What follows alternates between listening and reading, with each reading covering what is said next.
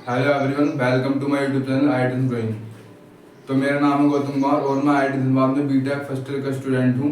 तो मुझ पर कई दिनों से डीएम आ रहे थे इंस्टा पर बहुत बच्चों के कि कैसे 12th के साथ हम अपनी 11th पर अच्छा ध्यान रख सकते हैं। तो मैं आज वीडियो बनाना आया हूँ उसके बारे में कि फर्स्ट पॉइंट ये है कि सबसे पहले आपको क्लास 11th के वो चैप्टर लिस्ट में रखने होंगे जो इम्पोर्टेंट हैं। एंड सबसे पहले लिस्ट बना के आपको वो चैप्टर देखने होंगे। एंड उसके हिसाब से आपको जो ये 3-4 महीने हैं, मई, जून, जुलाई, अगस्त, क्योंकि यही टाइम है जिसमें आप अपने आप पर फोकस करके अच्छे से पढ़ सकते हो, क्योंकि आगे वाले टाइम में आपको 12th के चैप्टर पर ज़्यादा ध्यान देना होगा। एंड मेन इंपॉर्टेंट बात कि आप 11th के चक्कर में 12th वेस्ट मत कर देना। तो आपने लिस्ट बना ली, तो आपको 3 पॉइंट्स में अपने चैप्टर डिवाइड करने 11th के। सबसे पहला weak and then strong, and जो आपने चैप्टर बिल्कुल नहीं पढ़ा। एंड आपको क्लास 12 के अनुसार, जैसे बहुत से चैप्टर 11th के इंपॉर्टेंट होते हैं 12th के लिए। जैसे 11th की मैथ में ट्रिग्नोमेट्री बहुत इंपॉर्टेंट है, क्लास 12th के कैलकुलस के लिए। एंड क्लास 11th की ऑर्गेनिक केमिस्ट्री अगर आपने नहीं पढ़ी तो 12th में शायद आप ना ही कर पाओगे, तो इसलिए उसे अच्छे से पढ़ लेना, मतलब बेसिक तो क्लियर कर ही लेना। एंड फिजिक्स में आपके कुछ रोटेशन थोड़ा बहुत आना चाहिए, मतलब मैकेनिक्स के कंसेप्ट आने चाहिए, क्योंकि अगर ये नहीं आएंगे तो आप 12th के जो इलेक्ट्रोडायनेमिक्स है वो अच्छे से नहीं कर पाओगे, कर तो लोगे और अच्छे से नहीं कर पाओगे। फर्स्ट पॉइंट तो ये हुआ। And second point, revision and test. मान लो आपने चैप्टर कर तो लिए, पर उन चैप्टर करने का इस टाइम पे क्या फायदा अगर आप उन चैप्टर्स को आगे जाके ध्यान ही नहीं रख पाए, मतलब रिवीजन नहीं कर पाए। तो रिवीजन सबसे ज़्यादा इंपॉर्टेंट है। आपको सबसे पहले चैप्टर कंप्लीट कर देना है। एंड आप वीकली या फिर 15 दिन में भी टेस्ट दे सकते हैं। एंड अगर टेस्ट ना दे पाए तो आप सबसे अच्छा कर सकते हैं कि जो सारे पीवाई को 11th के उनके सारे टेस्ट दे सकते हैं, क्योंकि अगर पीवाई को आप अच्छे से कर लेंगे तो आपका आधा काम हो जाएगा। एंड देखो, सबसे इम्पोर्टेंट बात मैंने पहले ही बोली थी कि अगर आपने 12th बर्बाद कर दी 11th के चक्कर में तो कोई फायदा नहीं इन चैप्टर्स को करने का।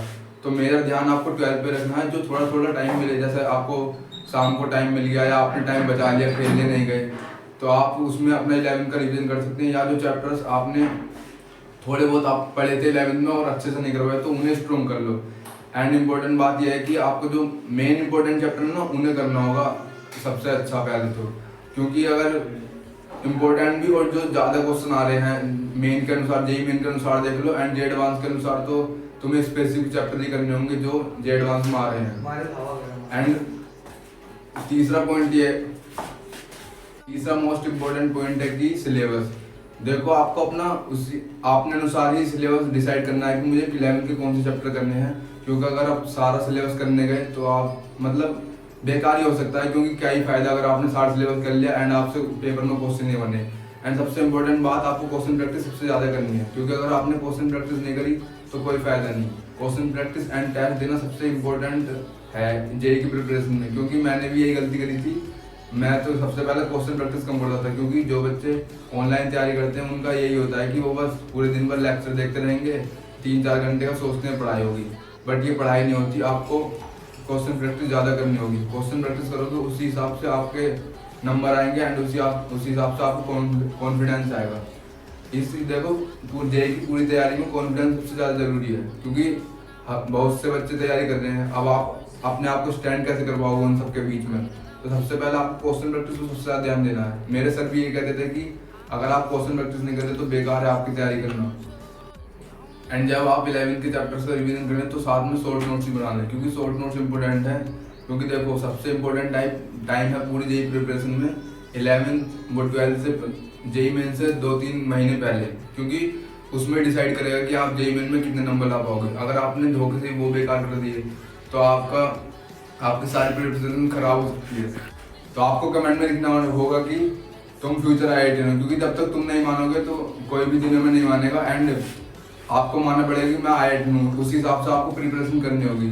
एंड आपको जो भी डाउट बचे हों तो आप कमेंट में लिख सकते हैं या फिर मेरे इंस्टा में DM पर भी पूछ सकते हैं।